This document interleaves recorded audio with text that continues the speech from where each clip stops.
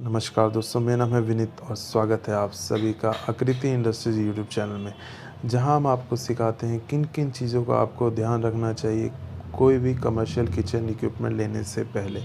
और आज हम बात करेंगे north Indian restaurant kitchen equipment के बारे में। अगर आप north Indian restaurant food joint start करने वाले हैं तो ये वीडियो आपके लिए ही बनी है। इस वीडियो को शुरू से लेकर आखिर तक ज़रूर देखें। अगर नॉर्थ इंडियन किचन के बारे में बात करें तो नंबर 1 जो आती है वो आती है नॉर्थ इंडियन बर्नर रेंज। अगर आप north Indian food joint start कर रहे हैं तो नॉर्थ इंडियन बर्नर रेंज बहुत ही इंपॉर्टेंट पार्ट है। आप इसमें 2 बर्नर रेंज भी ले सकते हैं और 3 बर्नर रेंज भी ले सकते हैं। अगर आप बल्क में स्टार्ट कर रहे हैं तो 3 बर्नर रेंज आप ले सकते हैं। बाकी आप अगर स्टार्ट करना है तो 2 बर्नर रेंज भी बहुत है। और सेकंड जो आपके आते हैं वो सपोर्टिंग टेबल ज़रूरी है इसके लिए, नॉर्थ इंडियन रेंज के लिए, क्योंकि आप मसाले वगैरह जो भी काफ़ी चीज़ें होती हैं जो उसके साथ में सपोर्टिंग चलती है, तो वो सपोर्टिंग टेबल ज़रूरी है। थर्ड जो आता है वो आपका आता है तंदूर। तंदूर तो मस्ट है ही है। नॉर्थ इंडियन फूड बिना तंदूर के तो अधूरा है, क्योंकि तंदूरी आइटम ज़रूर लगती ही लगती है नॉर्थ इंडियन फूड्स में। और साथ में उसकी सपोर्टिंग टेबल भी आपको लेनी पड़ेगी तंदूर के साथ की। और फिफ्थ वन जो आपका आता है वो है रेफ्रिजरेटर। रेफ्रिजरेटर मस्ट है, क्योंकि आपको फूड स्टोरेज करना होगा तो वो आप कहाँ रखेंगे, वो रेफ्रिजरेटर के अंदर ही रखेंगे। और फिफ्थ वन आपका आता है जो आता है वो है डीप फ्रीज़र। डीप फ्रीज़र आप तब ले सकते हैं कि अगर आप नॉन वेज भी आपके पास नॉर्थ इंडियन में है तो आप डीप फ्रीज़र प्रेफरेंस कर सकते हैं। बाकी वैसे आपको कोई डीप फ्रीज़र की ऐसी कोई मस्ट रिक्वायरमेंट नहीं है।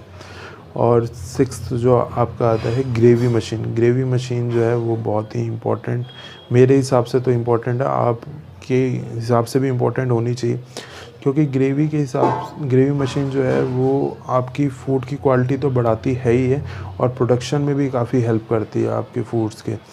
तो ये मेरे हिसाब से ग्रेवी मशीन ज़रूर लेनी चाहिए आपको। और सेवन्थ वन जो आपका आता है वो है वॉशिंग के लिए 2 सिंक यूनिट या 3 सिंक यूनिट होना। अगर आप एफएसआई के नॉर्म्स के हिसाब से चलते हैं तो आपको 3 सिंक लेना ज़रूरी है ही है, और साथ में आपको उसके साथ ईटीपी भी लेना ज़रूरी है वैसे तो। बाकी चलता है यार, भारत है, कोई दिक्कत नहीं है, सब चलता है। और उसके बाद आपका आता है जो 8th वन है वो आपके, एक तो हुड ज़रूर होने चाहिए आपके पास। हुड मेरे हिसाब से तो लगवाने चाहिए, क्योंकि आपको अगर क्लीनिनेस रखनी है किचन के अंदर तो हुड प्रेफरेंस में रहेंगे, क्योंकि जितना भी धुआं, क्योंकि आप देखेंगे नॉर्थ इंडियन फूड में ऑयल काफ़ी उड़ता है, तो ऑयल उड़ता है तो वो सारा कहाँ जाएगा, वो छत पे ही लगेगा, तो वो चीज़ अच्छी नहीं लगती। कस्टमर के अकॉर्डिंग भी देखें तो वो काफ़ी बहुत ही मतलब अनहाइजीनिक लगता है। हाइजीनिक तौर पे जाएंगे तो ये बहुत मस्ट है लॉन्ग टर्म के हिसाब से अगर आप सोच रहे हैं।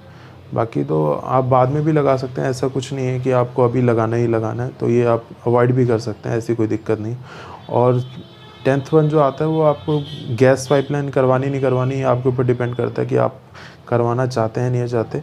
बाकी अगर नॉर्म्स के हिसाब से भी चलें, एफएसआई के नॉर्म्स के भी हिसाब से चलें और सेफ्टी पर्पज़ से भी चलें तो आपको एलपीजी गैस पाइपलाइन ज़रूर करानी चाहिए अपनी किचन में, क्योंकि सिलेंडर अंदर रखना मेरे हिसाब से तो बहुत ही ज़्यादा डेंजरस है किसी भी किचन के लिए। तो मैं चाहे ये नॉर्थ इंडियन हो या चाइनीज़ हो या साउथ इंडियन किचन हो, तो ये मैं आपको ज़रूर बोलूँगा कि गैस लाइन ज़रूर कराएँ।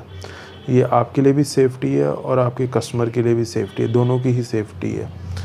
और बाकी काफ़ी सारी चीज़ें हैं जो मतलब आपको मैं मतलब एक्सपेंसिव तो नहीं, बाकी आप अगर स्टार्टअप के हिसाब से चल रहे हैं तो ये किचन इक्विपमेंट आपके लिए काफ़ी है। बाकी पिकअप टेबल भी आती है आपकी, तो इसके अंदर आप लेना चाहें तो आपकी बैनबरीज वगैरह आती हैं, काफ़ी चीज़ें हैं जो आप लोग ऐड ऑन बाद में कर सकते हैं। अभी ये मिनिमम इक्विपमेंट्स है जो आपको रिक्वायर्ड होंगे अपनी किचन के लिए।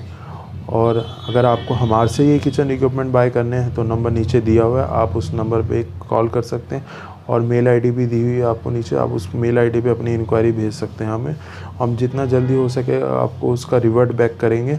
और कॉल करने की टाइमिंग रहेगी मॉर्निंग में 10 से शाम को 6 बजे के बीच में ही कॉल कीजिएगा। इस टाइम हमारे अधिकारी अवेलेबल होते हैं आपकी कॉल पिक करने के लिए।